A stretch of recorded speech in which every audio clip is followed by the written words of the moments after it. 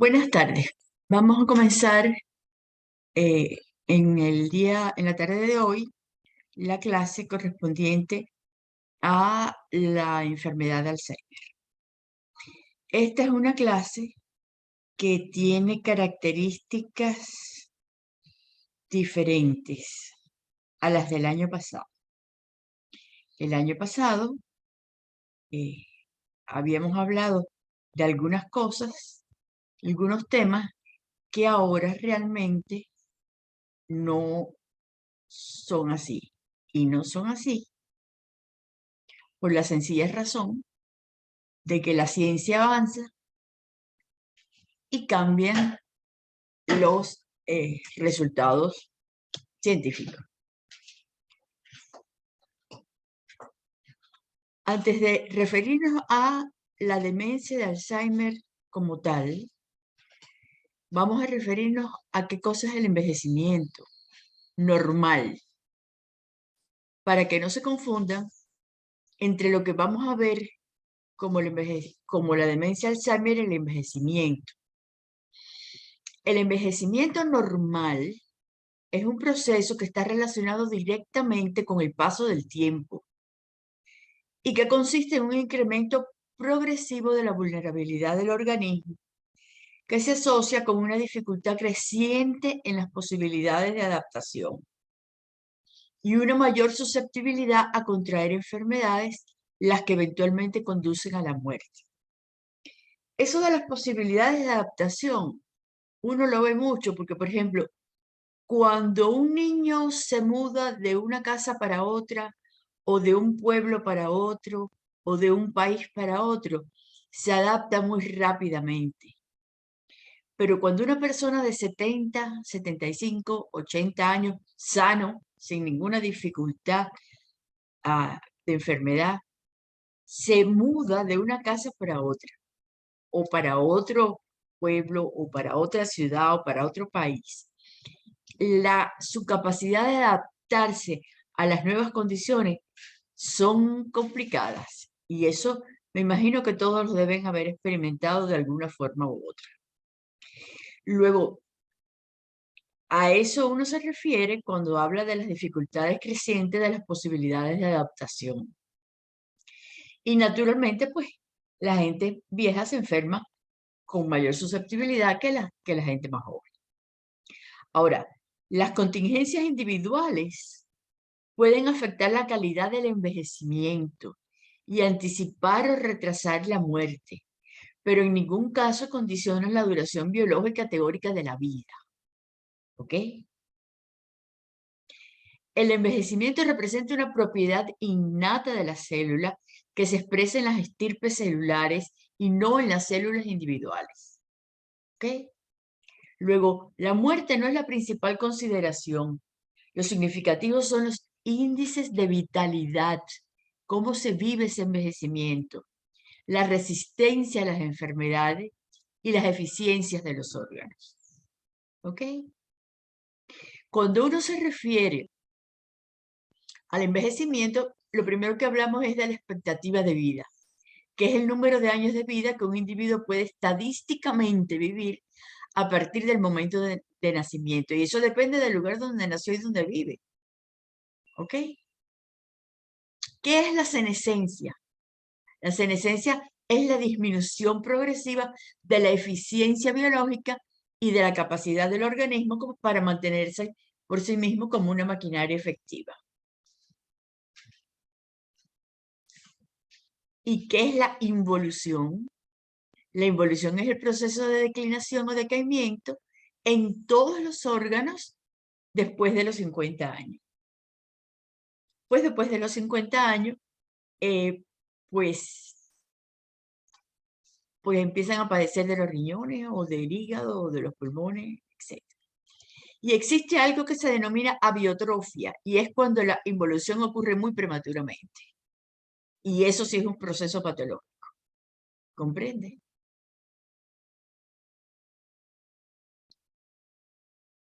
En un envejecimiento sano, ¿qué cambios uno espera encontrar en el sistema nervioso y que son normales? Pues puede haber una ligera disminución del espesor de la corteza cerebral en las regiones frontomediales y temporales superiores, con un número estable de neuronas, de somas, del soma de la neurona, hasta la 10ª década de la vida, quiere decir como hasta los 90 años.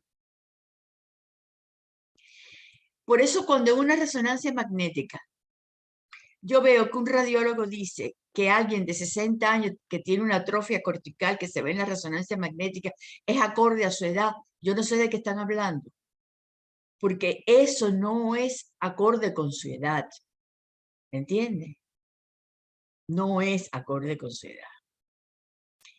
También se puede ver una disminución del número de neuronas del hipocampo solamente en el caso del subiculum y del giro dentado, y una disminución del tamaño de la neurona, lo cual produce un artefacto de recuento del número de neuronas pequeñas. Pero cuando se hacen contajes, se ve que hay el número adecuado de neuronas. No hay pérdidas neuronales en la neocorteza, ni en el núcleo del facial, ni en el complejo olivar superior, ni en los núcleos cerebelosos, ni en el núcleo coclear ventral, ni en el núcleo basal de Meynert, que son cosas que se cuentan siempre porque se han asociado de una manera u otra con procesos demenciales.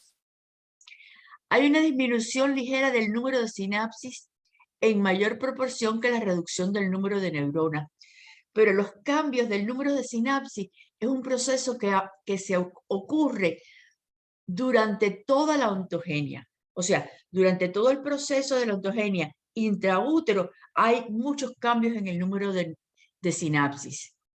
Aumentan, disminuyen durante toda la primera década de la vida, aumentan y disminuyen durante la segunda o tercera década de la vida y van cambiando.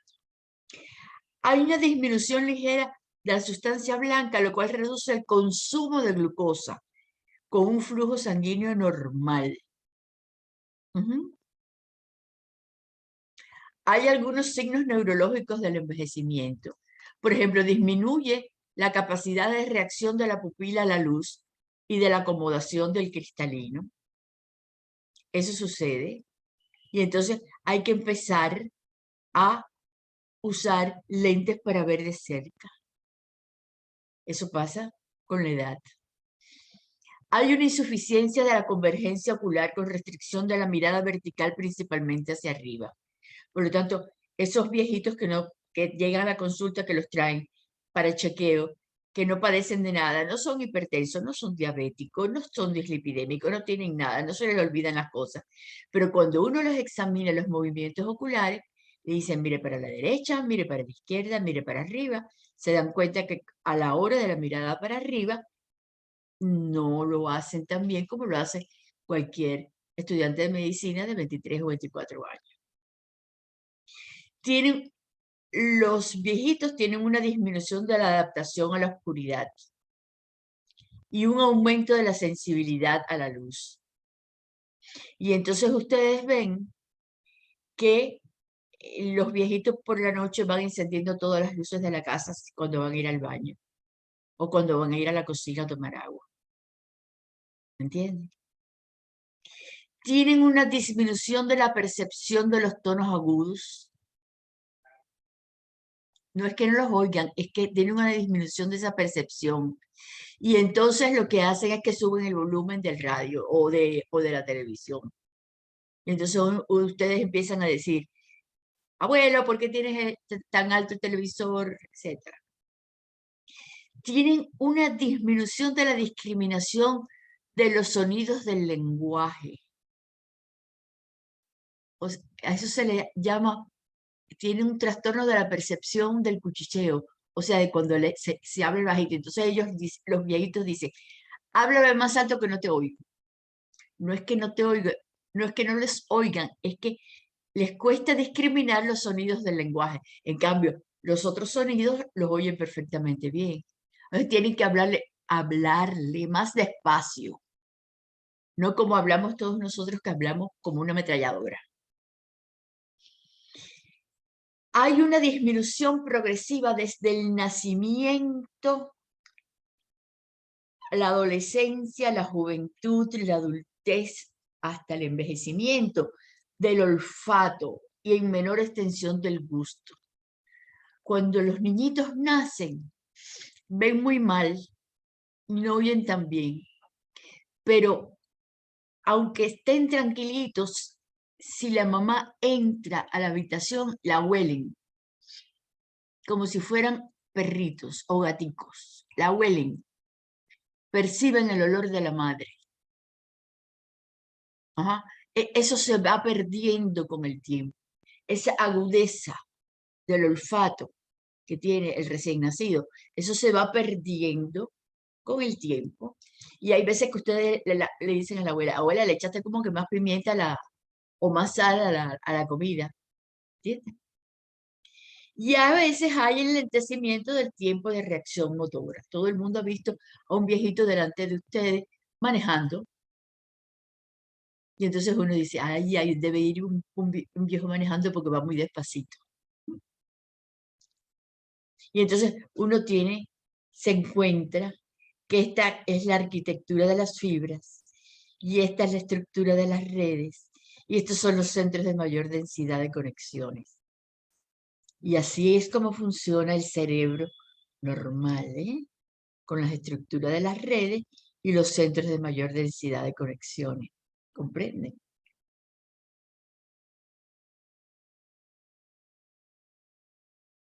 Y entonces, esto que acaban de ver, que es lo normal, esta arquitectura de las fibras, esta estructura tan compleja de las redes cerebrales y estos centros de mayor densidad de conexiones. Fíjense que la mayor densidad de conexiones no está en las regiones frontales, sino está en la línea media, en el cúneo, en todas esas circunvoluciones. Es diferente cuando empiezan a aparecer enfermedades sistémicas que afectan la cognición. ¿Cuál es la demencia de tipo Alzheimer o las demencias vasculares o cualquier otro tipo de demencia? Hay muchos tipos de demencia. Y entonces, ¿cómo aparecen las demencias? Las demencias empiezan a aparecer progresivamente desde antes de los 60 años, muy poquitico. Esta es la cognición normal. Y empiezan a aparecer así poquito a poquito. Y van hasta que llegan a un valor umbral en que se empiezan a dar cuenta de que al abuelo se le olvidan las cosas. A mi papá se le están olvidando las cosas, está haciendo cosas raras. ¿Cuáles son factores de riesgo? La edad avanzada. La hipoxia y la hipoperfusión, los traumatismos cráneoencefálicos, los antecedentes familiares de demencia, principalmente de Alzheimer. Y hay quien dice que también el síndrome de Down en la familia. Se dice que la demencia tipo Alzheimer es aproximadamente entre 30 y el 50 de las demencias, con un tiempo de evolución de 5 años. Y la demencia tipo vascular es entre el 8 y el 35% de las demencias, con una evolución entre 6 y 8 años. Pero esas estadísticas depende de las poblaciones. Depende de las poblaciones. Porque hay veces que están diagnosticadas las Alzheimer o infradiagnosticadas las vasculares. Luego, eso no es exactamente así. Depende de qué poblaciones se tratan y vamos a hablar de eso en el transcurso de la clase de hoy. ¿Qué cosa es la demencia tipo Alzheimer? Se dice Alzheimer porque fue Alzheimer, un investigador alemán, el que la describió. Es un deterioro cognitivo progresivo de inicio gradual que se presenta sin causas aparentes que puedan explicar este trastorno. Tiene requerimientos diagnósticos histológicos clásicos en neurología, que es la pérdida neuronal progresiva, los depósitos que se ven histológicamente de sustancia amiloide, se le dice amiloide porque se ve rosadita, la aparición de haces neurofibrilares, y se diagnostica por exclusión. No es esto, no es lo otro, no es lo de más allá, y entonces se diagnosticaba por exclusión. ¿Cuál es el diagnóstico definitivo? La necropsia. era la necropsia. Ahora ya no es tan así. Van a ver por qué. La edad de los pacientes dificulta el diagnóstico unicista. ¿Por qué razón? Porque hay otros procesos patológicos. La hipertensión, la diabetes, la dislipidemia, el COVID, qué sé yo, una serie de cosas que pueden producir trastornos cognitivos. Y además no es posible eliminar el componente vascular en la enfermedad de Alzheimer. Un paciente con una enfermedad de Alzheimer puede tener una encefalopatía vascular hipertensiva. ¿No? Puede tener un infarto cerebral, puede tener una hemorragia cerebral. Por lo tanto, el ser absolutamente unicista con la enfermedad de Alzheimer no es posible, siempre. ¿Cómo es el curso clínico de la enfermedad de Alzheimer? Hay una fase inicial que dura como 2 años cuando lo empiezan a ver, que dice que hay una disminución de la memoria reciente, de la concentración, que hay dificultades visoespaciales, pero eso lo tienen muchos pacientes que también con demencias vasculares o de otro tipo. Se producen agnosias izquierda-derecha, no distinguen la derecha de la izquierda. Hay trastornos en la orientación espacial dentro de la casa, por ejemplo. No encuentran esta habitación o no encuentran aquella. Después tienen otros 2 años con síntomas que se atribuyen al lóbulo parietal, como son agnosias o dispraxias. No pueden manejar bien las cosas. Empiezan a tener respuesta de Babin, que tiene una respuesta extensora plantar. Empiezan a hacer atrofia de los músculos de la cara y entonces empieza a haber debilidad muscular facial. Entonces los pacientes con Alzheimer empiezan a tener una expresión en la cara. La cara se le pone muy inexpresiva y se van deteriorando, se van como apagando. Después empiezan a tener deterioro del lenguaje, apatía, se desorientan en persona, no reconocen a la familia, tienen incontinencia, pueden tener incontinencia, pueden tener convulsiones, trastornos de la marcha, alteraciones del tono muscular. Por lo tanto, estas no son las alteraciones del envejecimiento normal. No se pueden confundir unas con otras. Este es un cerebro sano, un corte transversal de un cerebro sano, el corte coronal de un cerebro sano, y este es un Alzheimer avanzado. Hay una diferencia marcada. Observen la atrofia. Miren el lóbulo temporal. Miren el lóbulo frontal. Miren la región parietal. Miren cómo está toda la zona de la base. Y este es un cerebro sano, de la misma edad. Y este es un Alzheimer avanzado. Son diferentes por completo. No tienen nada que ver una cosa con la otra. Lo que a uno le llega es la resonancia magnética. Esta es la resonancia magnética de un viejo sano y esta es la resonancia magnética de un paciente con una enfermedad de Alzheimer. Fíjense aquí, no hay atrofia. Miren aquí, todo esto son espacios vacíos. Estos son espacios vacíos. ¿Comprenden? Hay una notable diferencia entre esta resonancia y esta otra resonancia magnética. ¿Ok? Y entonces caemos en algo de lo que se había hablado muchísimo, que era la famosa proteína precursora de amiloide. La proteína precursora de amiloide es una proteína que está en las neuronas y en otros tejidos también, que tiene un dominio intracelular, un dominio transmembrana y un dominio extracelular. Es esta la proteína precursora de amiloide, la protagonista. Esta proteína precursora de amiloide tiene aproximadamente 695 aminoácidos en las neuronas del sistema nervioso central y entre 751 y 770 aminoácidos en los tejidos periféricos. La proteína precursora de amiloide del sistema nervioso se transporta con el flujo axonal desde el soma hasta la terminal presináptica, donde se puede almacenar en vesículas, y esas vesículas vuelven en forma retrógrada hacia el soma, y las dendritas donde se acoplan a la membrana celular. Eso es lo que se sabía de la proteína precursora de amiloide. Y también se sabía que normalmente era clivada por una alfa secretasa, que esa alfa secretasa producía una fracción de 40 aminoácidos. Y también había otras secretasas que podían ser la beta secretasa y la gamma secretasa, que la clivaban en forma diferente y producían una fracción de 42 aminoácidos. Y entonces hicieron muchas teorías. Los péptidos estos A beta,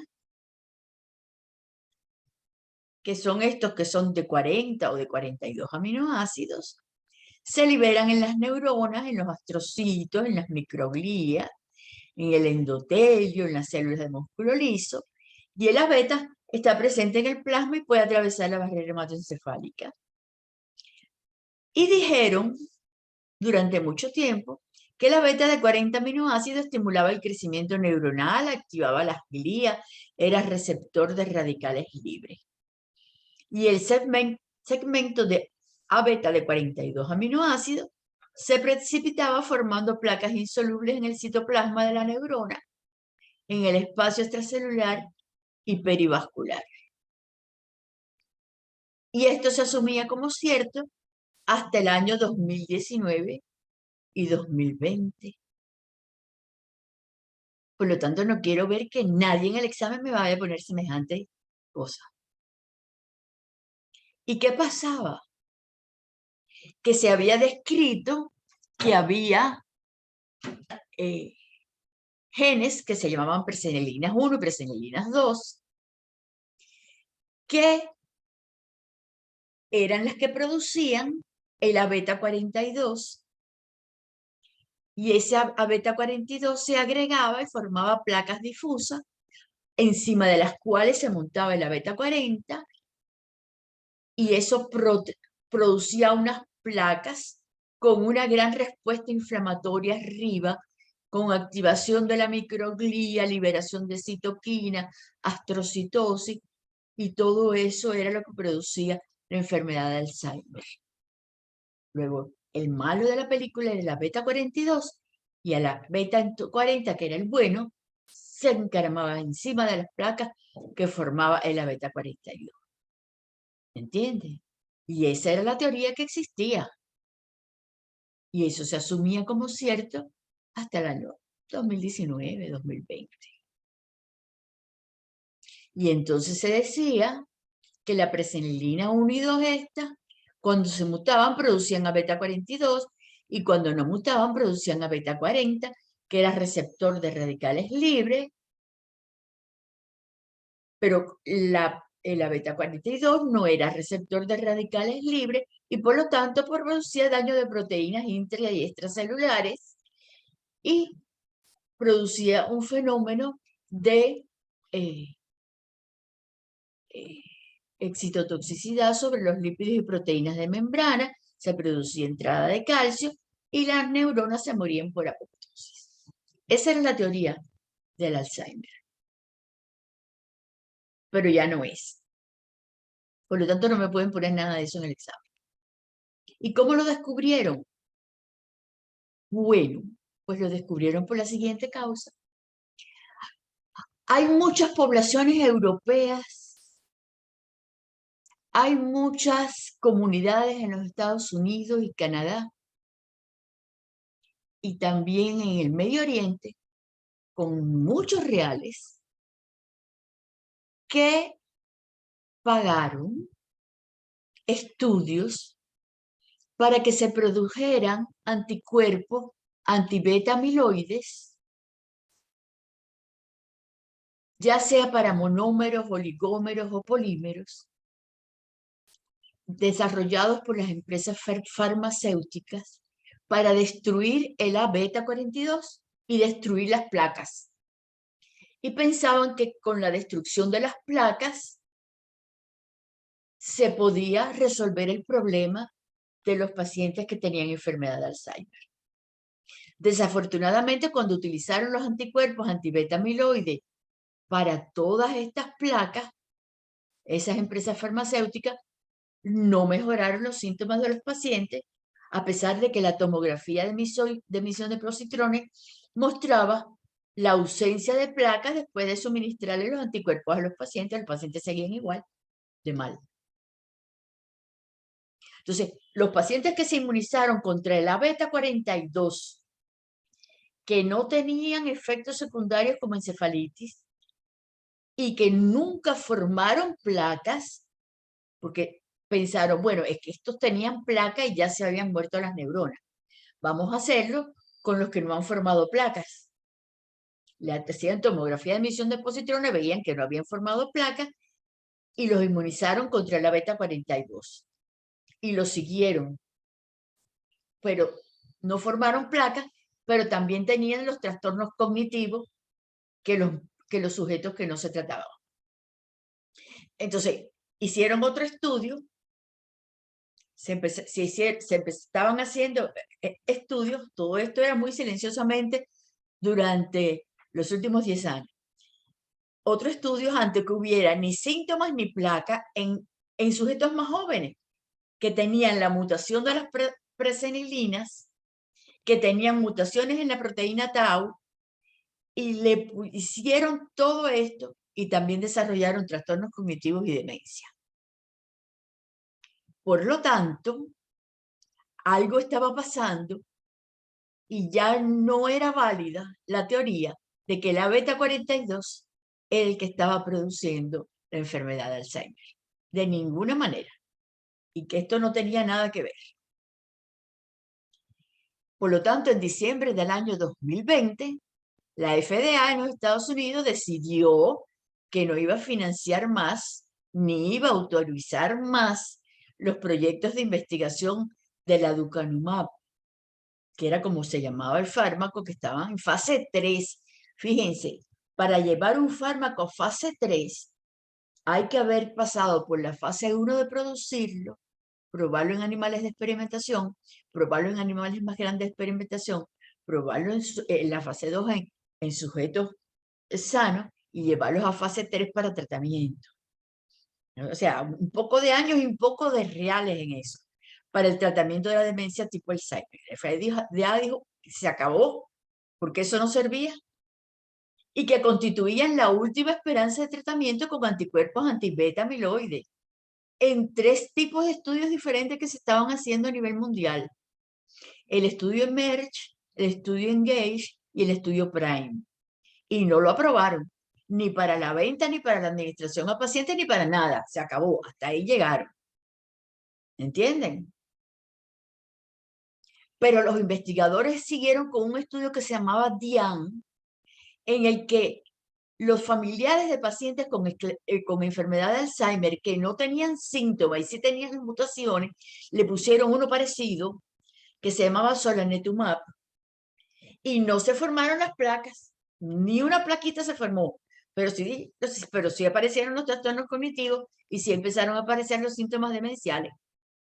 Entonces les añadieron anticuerpos contra la proteína tau y tampoco resultó ni para la demencia Alzheimer, ni para otra que tiene que ver con la proteína tau que se llama parálisis supranuclear progresiva. Por lo tanto, hasta ahí llegó la contentura y la felicidad. Entonces los investigadores empezaron a trabajar nuevamente. Este investigador japonés, Hitoshi Okazawa, que fue el que describió por primera vez las mutaciones de las presenilinas, y esto fue en el Departamento de Neuropatología del Centro de Investigaciones del Cerebro de la Universidad Médica de Tokio, en el 2021, pusieron de manifiesto, porque además esta gente, no es, esta gente, fíjese, una cosa son los investigadores que están llevando a cabo proyectos de investigación y otra cosa son las empresas farmacéuticas que estaban en esa historia de producir los anticuerpos anti-beta 2, anti-beta amiloide. Esta gente habían seguido investigando y pusieron de manifiesto que la formación de las placas beta amiloides extracelulares eran el producto de la acumulación del amiloide dentro de la neurona. Y cuando se morían esas neuronas, pasaba el amiloide al espacio extracelular. Y este es un tipo muy respetado, Hitoshi Okazawa. Y la degeneración neuronal se propaga a las neuronas vecinas por patrones moleculares, posiblemente asociadas a oligómeros amiloides que aceleran la enfermedad. Pero esta gente dijeron que no se forma el amiloide extracelular a no ser que la neurona se muere y pase ese amiloide a el espacio extracelular. Y entonces ellos dijeron que este A-beta extracelular que produce disfunción neuronal y muerte neuronal proviene de que hay A-beta intracelular que produce disfunción neuronal, muerte neuronal y por lo tanto ese A-beta que está dentro de la neurona y que produce la muerte de esta neurona hace que este A-beta pase al espacio entonces extracelular, porque se murió la neurona. Y entonces este A-beta empieza a afectar a otras neuronas y empieza a producir muerte neuronal de otras neuronas porque pasa a otras neuronas. Y entonces elaboraron una teoría, los japoneses, acerca de que todo este proceso es un proceso que empieza porque hay neuronas que fabrican el A-beta, se mueren y empiezan a producirse todo este reguero de A-beta allí. Y lo publicaron en el año 2020, cuando ya la FDA estaba produciendo el desastre ese de anular la producción, la formación, los estudios en fase 3 y todo eso.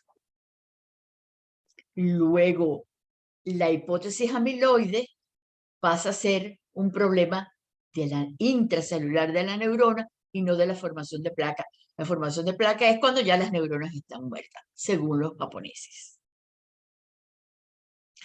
Y entonces plantearon que las primeras alteraciones de la enfermedad de Alzheimer aparecen en etapas muy tempranas, antes de que comiencen a formarse los agregados A-beta extracelulares. Y reportaron que los A-beta amiloides interactúan con una proteína intracelular que llamaron YAP, específicamente con la función de promover la viabilidad celular. Y finalmente provoca necrosis neuronal. Y cuando ese A-beta amiloides se mete con la proteína YAP, pues ya no hay viabilidad celular y se muere la neurona. Y esos residuos de A-beta amiloides entonces pasan al espacio extracelular y se convierten, según ellos, en una especie de semilla, donde se van agregando más residuos de A-beta amiloides de otras neuronas y se forman las placas A-beta amiloides. Es lo que plantearon los japoneses. Y establecieron la hipótesis de que esa necrosis neuronal ocurría en los sitios donde posteriormente comienzan a formarse las placas.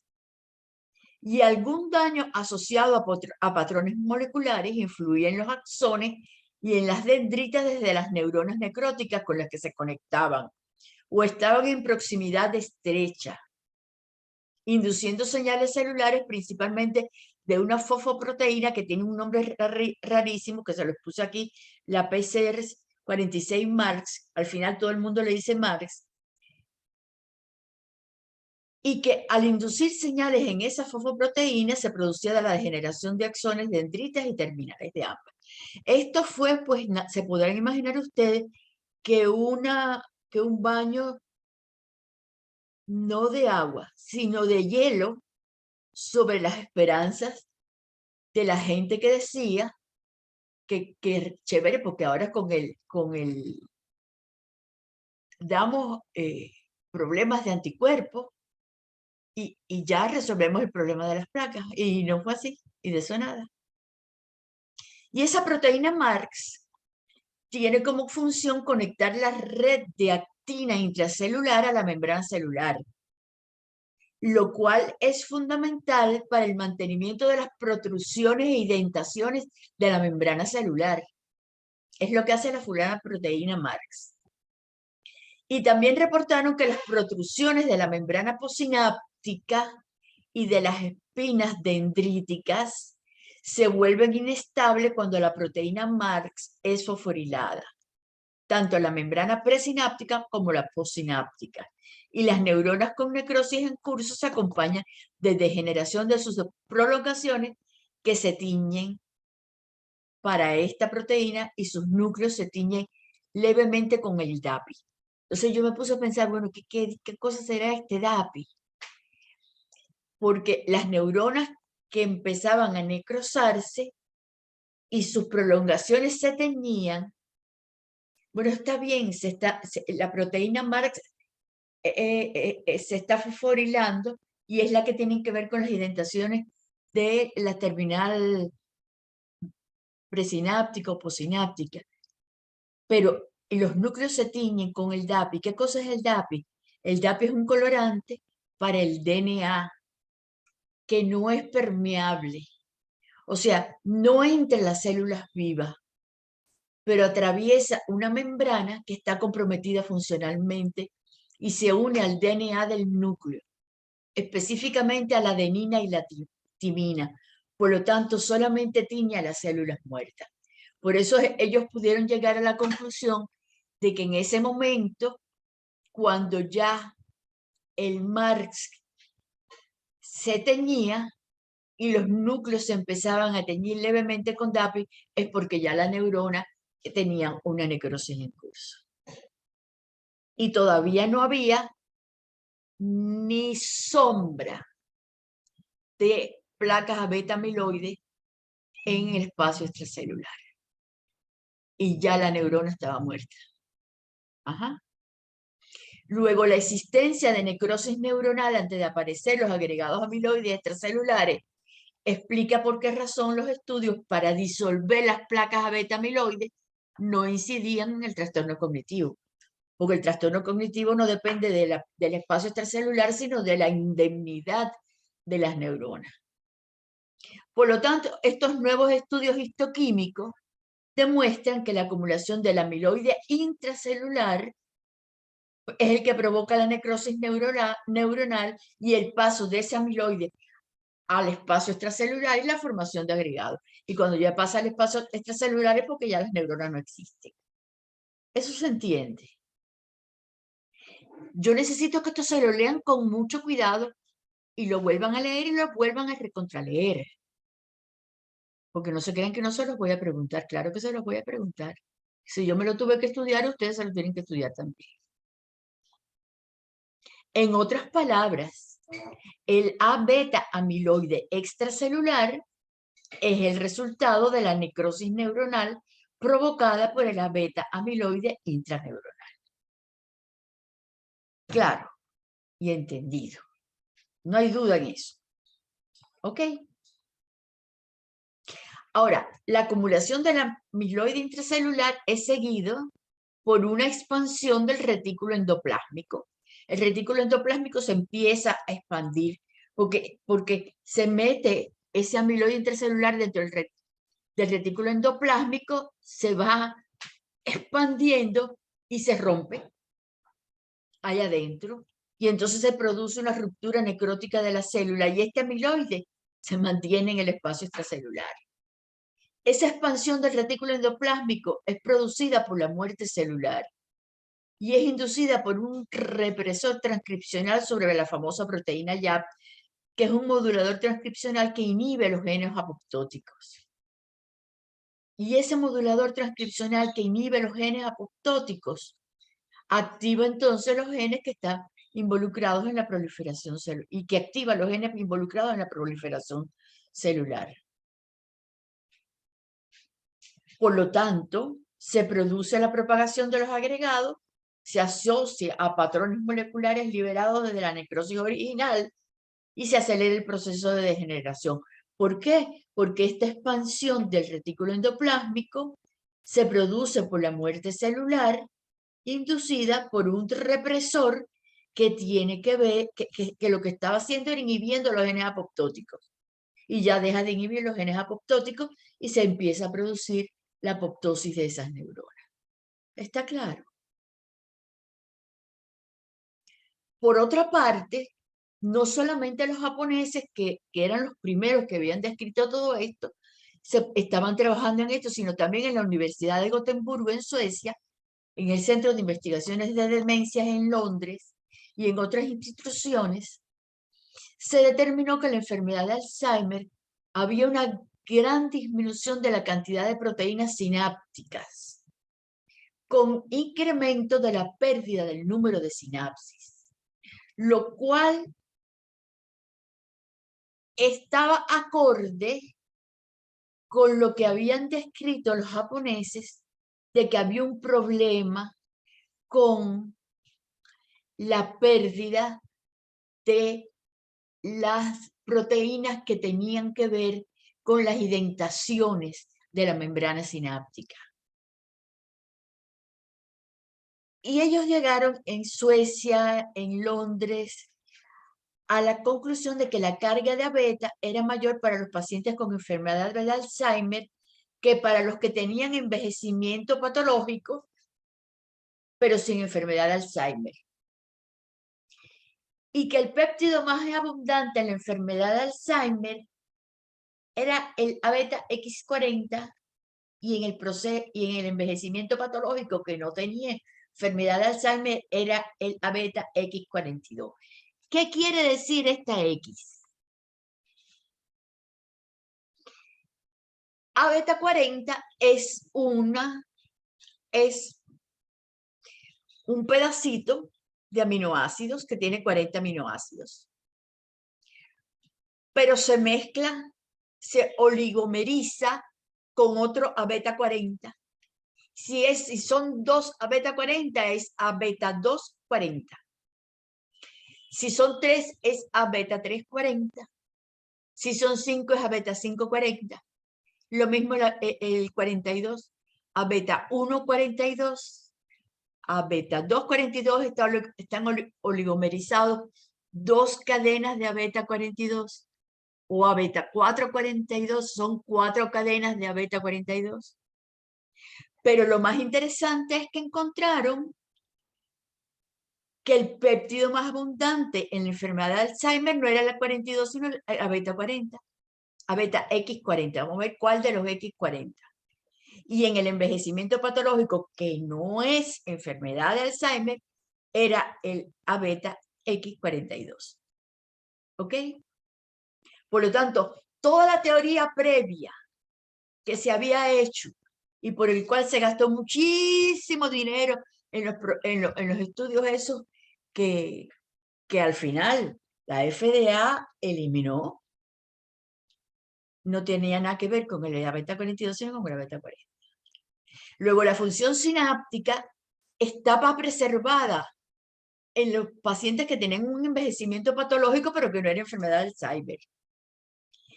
Y estaba muy disminuida la función sináptica en los sujetos con enfermedad de Alzheimer, a pesar que los pacientes con envejecimiento patológico, al momento de su muerte, eran mucho más viejos que los de enfermedad de Alzheimer. Porque este estudio se hizo con cerebros de pacientes fallecidos. en los bancos de cerebro que tienen en la Universidad de Gotemburgo en Suecia, los centros de investigaciones de demencia en Londres y otras muchas instituciones que guardan los cerebros de todos los viejos para investigar esto. Así fue como lo hicieron. ¿Entienden? Luego, fíjense, la función sináptica está preservada en los viejos, en los ancianos con envejecimiento patológico, que no tienen enfermedad de Alzheimer. Y está muy disminuida en los ancianos, en los sujetos con enfermedad de Alzheimer, a pesar que los de envejecimiento patológico en el momento de su muerte eran muchísimo más viejos que los pacientes con enfermedad de Alzheimer al momento de su fallecimiento.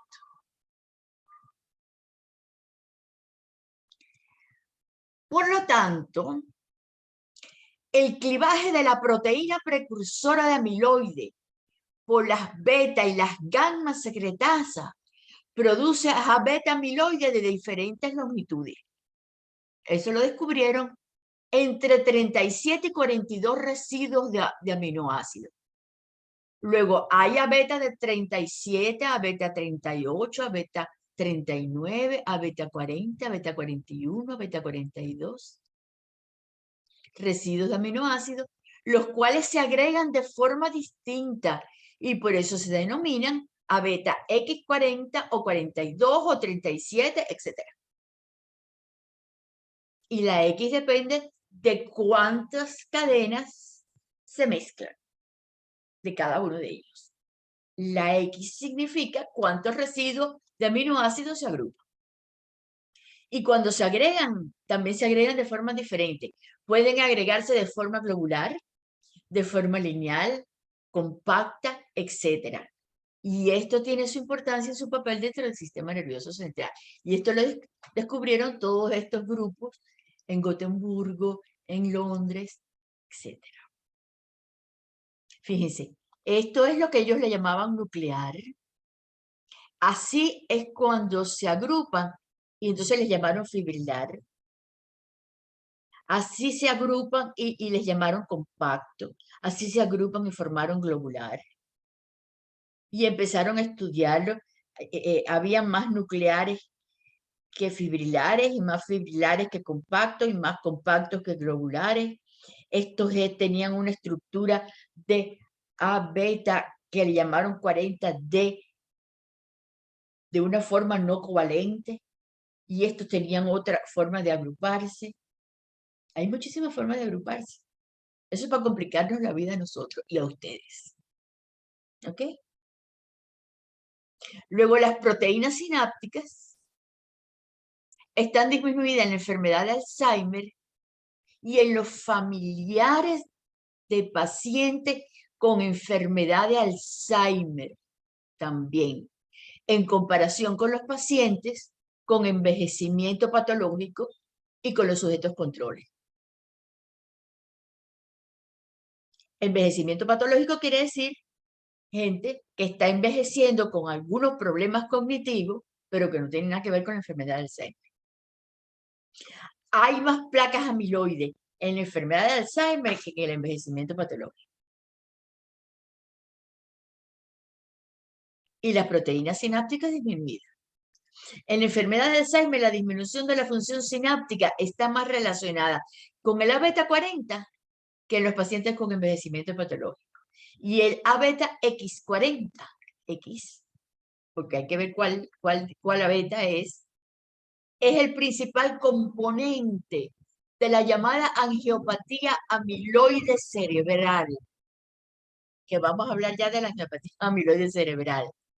En el 80% de los pacientes con enfermedad de Alzheimer, a excepción de la corteza frontal y occipital, donde la angiopatía amiloide cerebral la produce el A-beta 137, el A-beta 138 y el A-beta 139. Para que se pongan contentos, para que se tengan que aprender muchos A-beta para el examen. Por lo tanto, fíjense, el A-beta 40 es el principal componente de la angiopatía amiloide cerebral en el 80% de los pacientes con enfermedad de Alzheimer, excepto en la corteza frontal y occipital, donde la producen no en la beta 40, sino la beta 1.37, en la beta 1.38 y en la beta 1.39. ¿Está claro? Ok. No se preocupen, yo creía que me iba a volver loca preparando esta clase. El beta 40 es el principal componente de la angiopatía amiloide cerebral. Ahí se lo puso en grande. En el 80% de los pacientes con enfermedad de Alzheimer, excepto en la corteza frontal y occipital, donde la angiopatía amiloide cerebral la producen en la beta 1.37, la beta 1.38 y la beta 1.39. Clarísimo. Se lo puse en grande para que no se les olvide. Luego, también descubrieron esta gente de la Universidad de Gotemburgo y del Centro de Estudios de Demencia en Londres, que hay placas difusas formadas por abetas 42 y hay placas difusas dentro de las neuronas que están formadas por beta 42. Y hay otras placas que se llaman placas de núcleo denso, donde la parte central de la placa, que se le llama de núcleo denso, está formada por beta 40 y alrededor de ella, la periferia, es difusa y está formada por beta 42. Luego hay dos tipos de placa dentro de las neuronas. El beta 140 y el beta 440 predominan en la corteza frontal y occipital de la enfermedad de Alzheimer más que en el envejecimiento patológico. ¿Entienden? Fíjense el protagonismo que tiene el beta 40, el beta 140 y el beta 440, que es decir, que se oligomerizó. Aquí hay una sola cadena y aquí hay 4 cadenas de beta 40 que se han oligomerizado y que predominan en la corteza frontal y occipital de la enfermedad de Alzheimer más que en el envejecimiento patológico. En el cerebelo de la enfermedad de Alzheimer lo que predomina es el beta 440. En cambio, en el envejecimiento patológico, lo que predomina es el beta 142, al que le echaban toda la culpa de la enfermedad de Alzheimer. No, ese donde predomina es en el envejecimiento patológico, que no tiene nada que ver con la enfermedad de Alzheimer. Y el beta 442. Y se ve más en la parte de la corteza frontal más que en la enfermedad de Alzheimer. ¿Se dan cuenta cómo cambian las cosas? En ambos tipos de placas se encontró una relativa cantidad de péptidos que estaban modificadas por piroglutamato. El piroglutamato lo que produce es una fosforilación asociada con glutamato. Y esta fosforilación de los péptidos les da una toxicidad extraordinaria a esas placas. Luego los péptidos fueron el piroglutamato a beta 340 y el piroglutamato a beta 342. Se encontraron y esos incidían en la disminución de las proteínas sinápticas. Para que ustedes vean la variabilidad que hay realmente en esta enfermedad, porque esa aparición de que hubiera piroglutamato, o sea, un glutamato asociado a fosfato, y que esa fosforilación asociada al glutamato que formaran un piroglutamato para un beta 340 y un piroglutamato para beta 342 eran los que más incidían en la disminución de las proteínas sinápticas, porque el piroglutamato da una toxicidad extraordinaria a estos péptidos. Y también se comprobó que ese proceso de piroglutamación hacía que los depósitos de beta 140 fueran un evento muy crítico en el inicio de la formaduración y la maduración de las placas difusas, se convirtieran en placas de núcleo denso, que son más tóxicas y que dan inicios al desarrollo de la enfermedad de Alzheimer. Porque recuerden que vimos que había placas, ya se los pongo otra vez acá,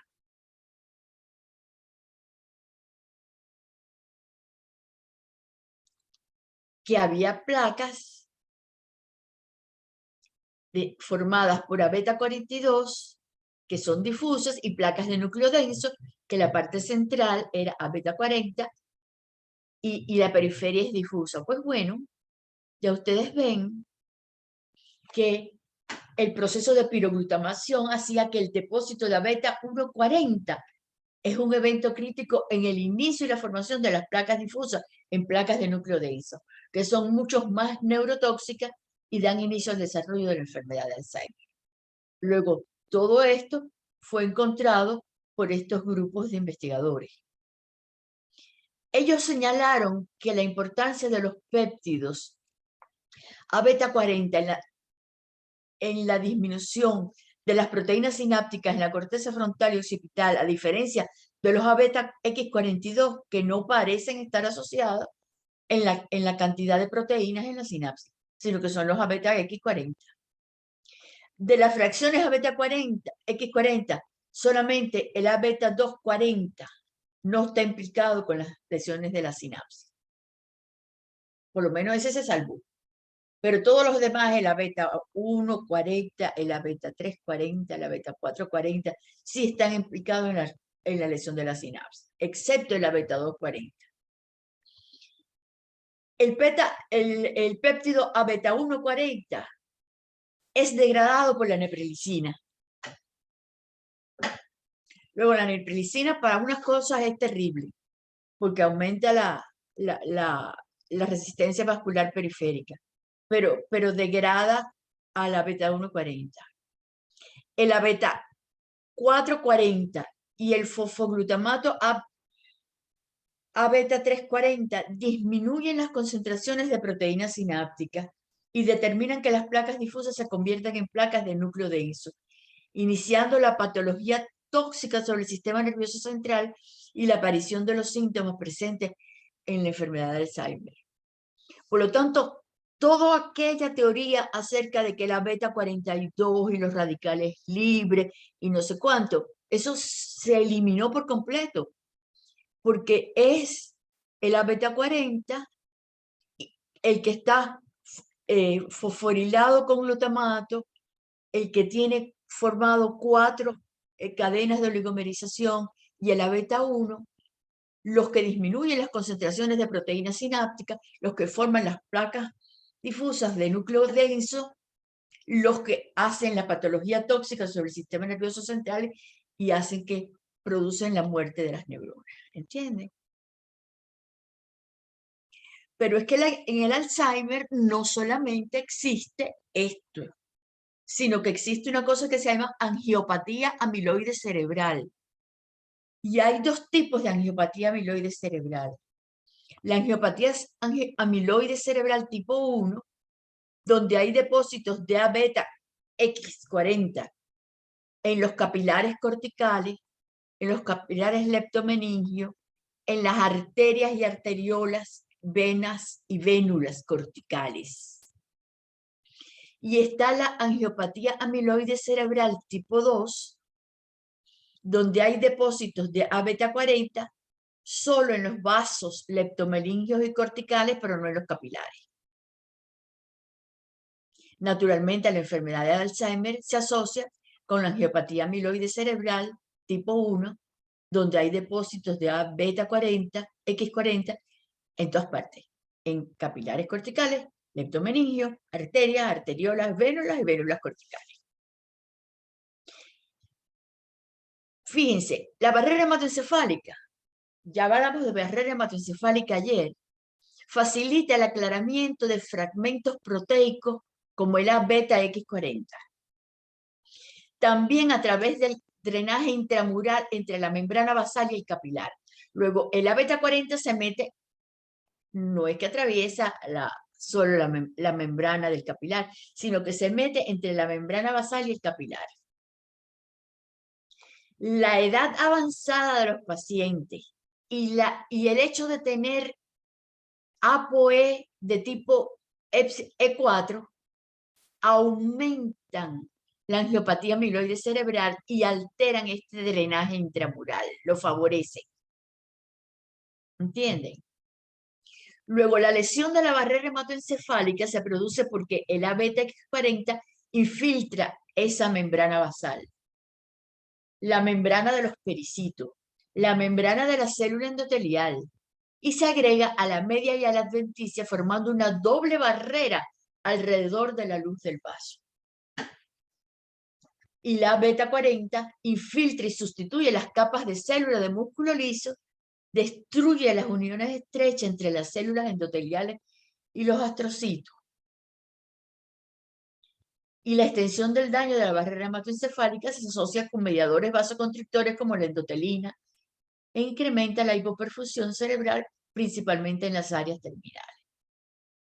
Y entonces produce una enfermedad de los pequeños vasos que se añade a la angiopatía amiloide y se puede formar una demencia mixta. ¿Se acuerdan de estas áreas de territorio limítrofe que vimos ayer? Bueno, toda esta lesión de la barrera hematoencefálica porque la beta infiltra todo, la membrana basal, la membrana de los pericitos, la membrana de la célula endotelial y se agrega la media, la denticia, forma una doble barrera de la luz del vaso, sustituye a las células de músculo liso, destruye las uniones de las células, entre las células endoteliales y los astrocitos. Eso ocurre muchísimo en los capilares que tienen que ver con estos territorios. Miren, esto es un corte, esto que está señalado aquí con esta flecha, por ejemplo, es en la región frontal, esto es circunvolución frontal medial, es un territorio de esos limítrofes y este es un territorio limítrofe. Es uno de los más afectados por este tipo de trastorno. Fíjense dónde está el corte. Miren dónde está el corte. Si seguimos subiendo, fíjense dónde está el corte. Ahí tienen.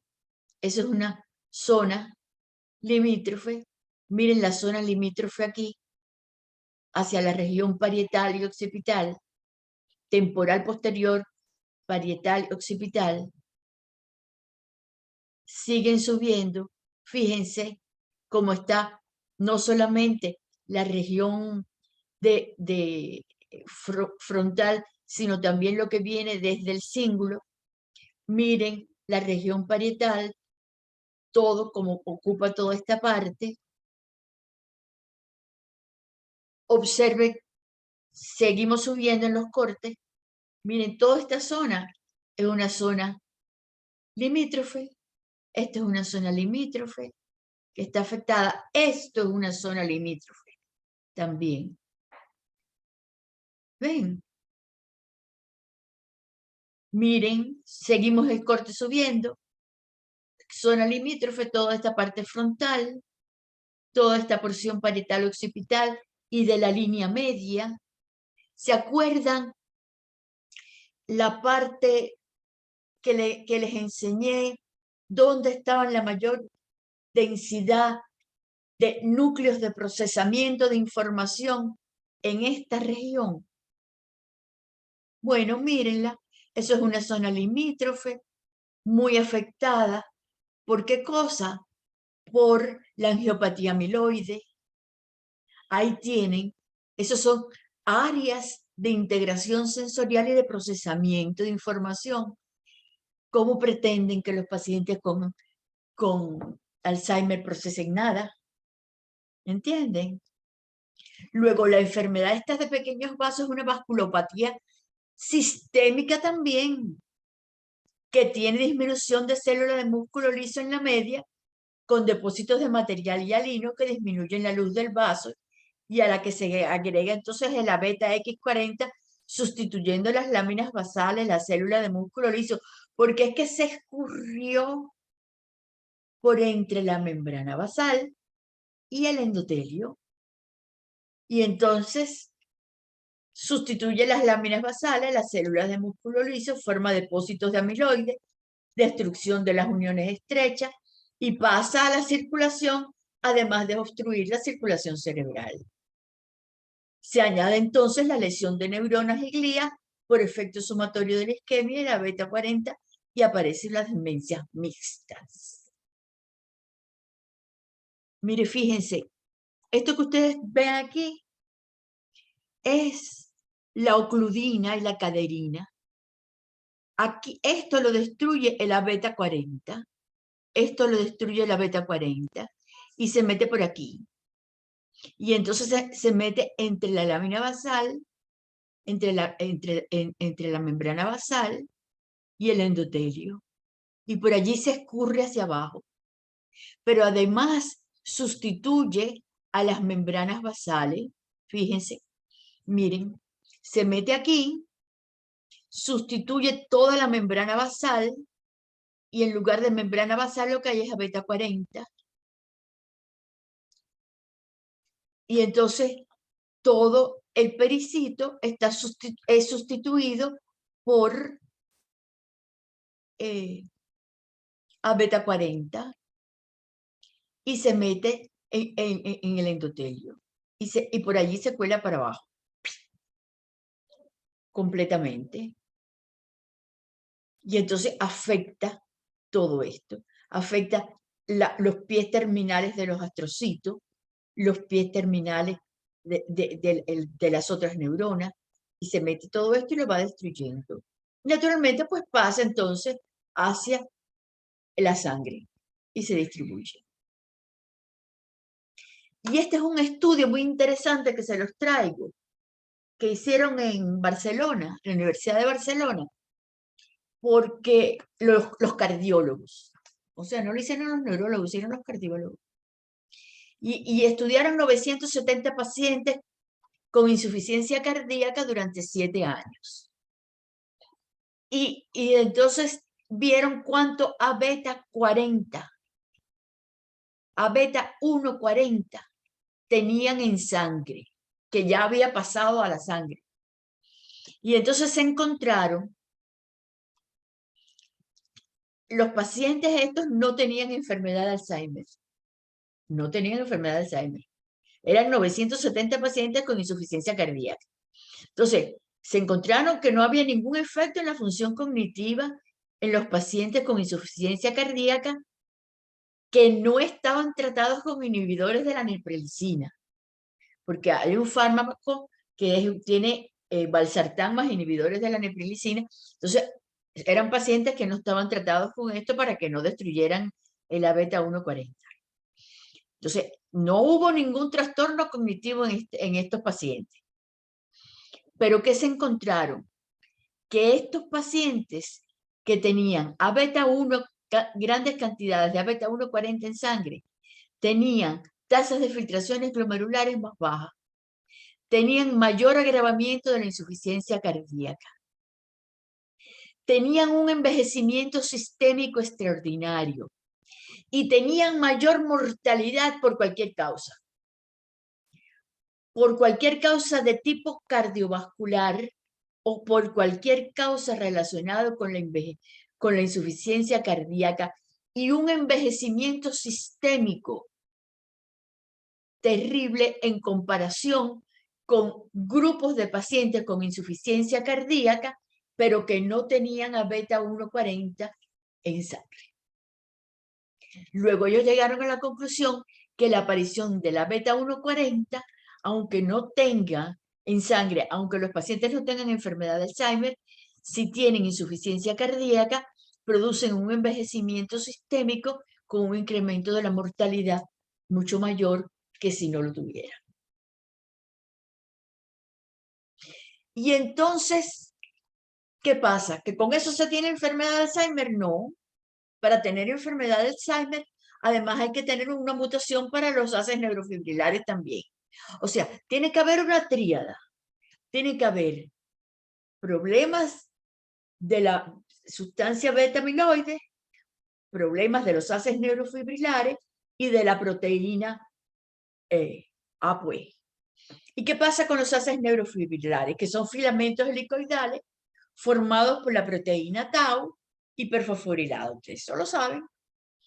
Entonces, se produce por un proceso de disregulación del fenómeno de fosforilación y desfosforilación, que puede ser una respuesta neuronal a las otras alteraciones de la demencia de Alzheimer. Pero también se puede ver en otras entidades. Los haces neurofibrilares, estos no permiten el flujo axonal y secuestran los organelos. Y eso se codifica en el cromosoma 17.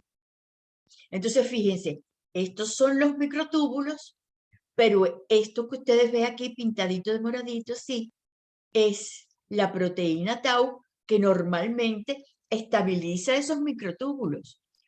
Pero cuando esa proteína tau está codificada anormalmente, se fosforila y se hiperfosforila anormalmente, y entonces en lugar de haber estos microtúbulos así tan bonitos, pues se produce una cosa como esta. Y cuando se produce una cosa como esta, es absolutamente imposible que el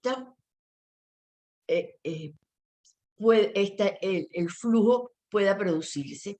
Y entonces cuando uno suma a los problemas que están pasando, producido por el A-beta 40 en la neurona, pues también empieza a producirse un fenómeno de degeneración retrógrada hacia la neurona y muerte neuronal. Y la neurona, pues, se producen agregados que se le llaman en inglés tangles, se producen agregados de estas proteínas tau hiperfosforilada, y entonces los axones se van destruyendo y hay una degeneración retrógrada de los axones, y la neurona se va destruyendo también. Y entonces sume a lo que está pasando por culpa de la proteína, por culpa de los A-beta, con la muerte neuronal producida por la degeneración retrógrada asociado a esto que llega hasta el soma. Luego, de acuerdo con las áreas cerebrales que presentan alteración de los microtúbulos por hiperfosforilación de la proteína tau, se ha hecho una clasificación porque hay varias enfermedades que tienen trastornos de la proteína tau, que se le llaman tautopatías. Hay muchísimas que tienen tautopatía, pero no tenemos tiempo en esta unidad, por suerte para ustedes, de hablar de tautopatías. Se le llama, por ejemplo, BRCA1 y BRCA2 a los trastornos de la proteína tau en las áreas transtentoriales cerebrales. Ese es lo que están menos complicados. Se dice que están en etapa BRCA3 y BRCA4, eso fue porque BRCA lo describió, ¿no? A los que tienen trastornos de las áreas transtentoriales y las áreas límbicas, los hipocampos. Y se le dice que están en etapa BRCA5 y BRCA6 a los que tienen una amplia participación de toda la neocorteza de proteína tau. Y entonces se ha visto que se asocian cuando el beta-amiloide es negativo, casi siempre los trastornos de la proteína tau no existen. Pero a medida que aparecen trastornos positivos, trastornos del beta-amiloide, eso se une a la aparición de mutaciones de la proteína tau. Y hay muchísimas mutaciones de la proteína tau. Hay la mutación 231, la mutación 181, la 217, la proteína tau no sé cuánto. Y entonces a medida que aumentan las mutaciones del beta-amiloide, aumentan también las mutaciones de la proteína tau y se agravan más todavía los trastornos a nivel de la indemnidad de las neuronas.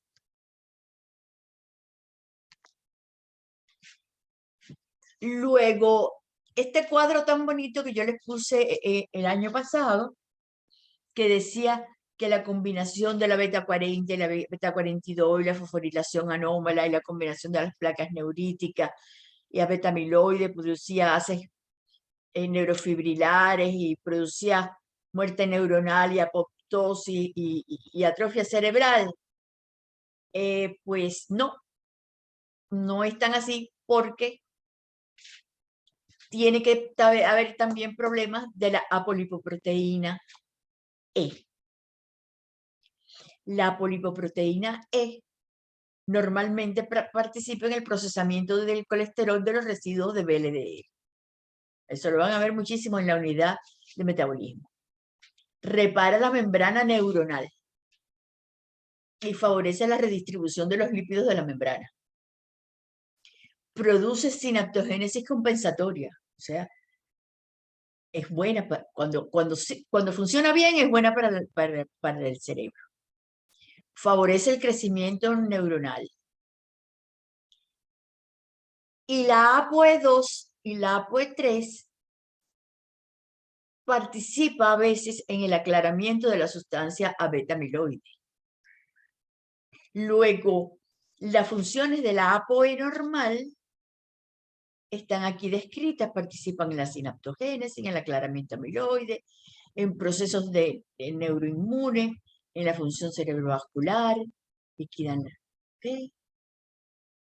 Lo que pasa es que los pacientes con enfermedad de Alzheimer que tienen el alelo para la ApoE4 presentan mayor densidad de beta-42 y más angiopatía amiloide. La mutación de la ApoE4 presenta más alteraciones de la proteína tau y de la ApoE2, tienen menos afectación de esta proteína en pacientes con enfermedad de Alzheimer. En los sujetos sanos, la ApoE se libera en los astrocitos, pero en los pacientes con enfermedad de Alzheimer, los astrocitos no liberan ApoE. Es la microglía la que produce grandes cantidades de ApoE. Luego ahí ya empieza a cambiar la situación. Ya no es una ApoE liberada por astrocitos, sino liberada por la microglía, que es una célula que tiene funciones completamente diferentes a los astrocitos. Esta ApoE entonces se ha encontrado en los haces neurofibrilares de las neuronas piramidales del hipocampo, que es un área de atrofia, lo que sugiere que hay una interacción directa entre la ApoE y las mutaciones de la proteína tau. También hay ApoE en los pericitos de la barrera hematoencefálica de los pacientes con enfermedad de Alzheimer. Y los trasplantes hepáticos no cambian el tipo de ApoE cerebral, porque eso lo han probado también. La ApoE4 es el factor genético más importante asociado con la enfermedad de Alzheimer de tipo esporádico y con el desarrollo de la angiopatía amiloide. En cambio, el alelo para ApoE2, que es muy poco frecuente, es el más protector para esta forma de enfermedad de Alzheimer. Los afroamericanos y los hispanos con el alelo ApoE4 tienen menos riesgo de desarrollar enfermedades de Alzheimer que los blancos y los asiáticos con el mismo alelo. Bueno, alguna ventaja teníamos que tener nosotros aquí, ¿no? Si nos toca un ApoE4.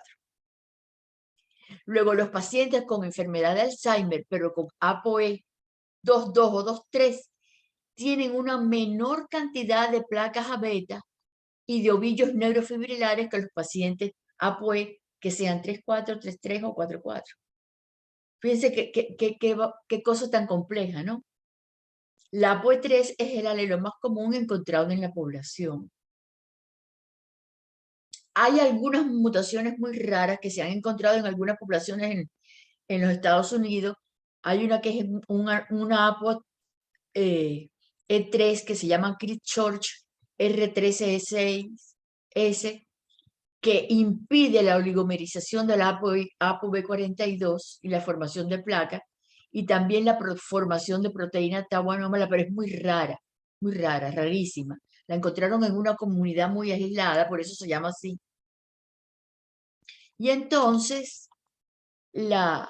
si uno tiene la APOE4 homocigótica, la demencia Alzheimer aparece muy tempranamente. Los síntomas aparecen muy tempranamente, antes de los 60 años. Pero si tiene la 2-3, es muy difícil que tener una enfermedad de Alzheimer. A lo mejor tienes algún trastorno cognitivo a los 90 años porque empiezas a decir, ya son las 7 o son las 8. ¿Entiendes? Si tienes la 3-3, pues es más tardía. Ajá. Y en la homocigótica 2, el riesgo es muy escaso, pero además es una mutación muy rara. Aquí tienen ustedes una lámina donde se ven todas las características de los anticuerpos anti-ApoE que tratan de destruir la ApoE y las terapias génicas que se han tratado de inventar para los pacientes que puedan tener ApoE de tipo 4, pero esto realmente no ha dado todavía muchos resultados.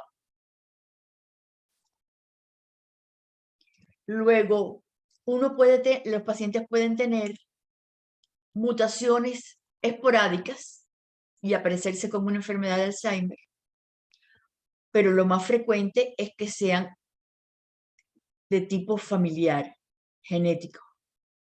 Y es lo que sucede en muchas comunidades que son las comunidades con muchos reales que son los que han pagado todos estos estudios.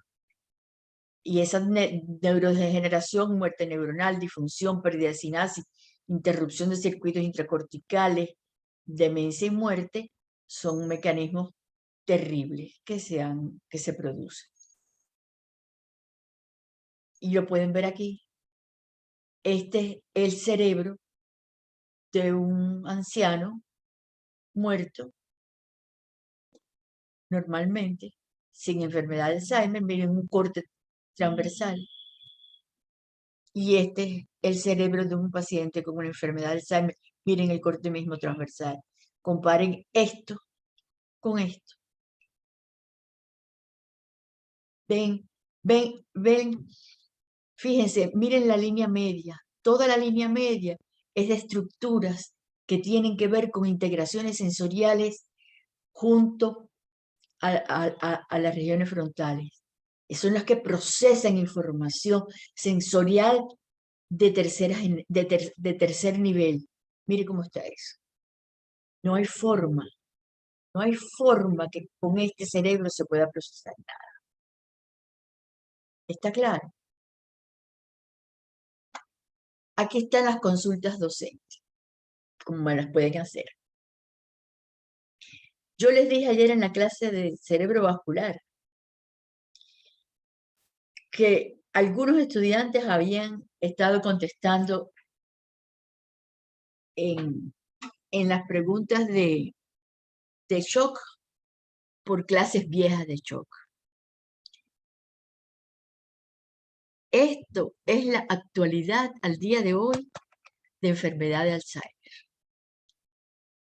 Si yo pregunto enfermedad de Alzheimer, esto es lo que me tiene que contestar. Si me contestan por las clases del año pasado, cuando todavía no se habían publicado los resultados de los estudios y todo eso, les voy a dar 0-0. No es una amenaza, no es nada de eso. Es que tienen que estar actualizados en beneficio de los pacientes.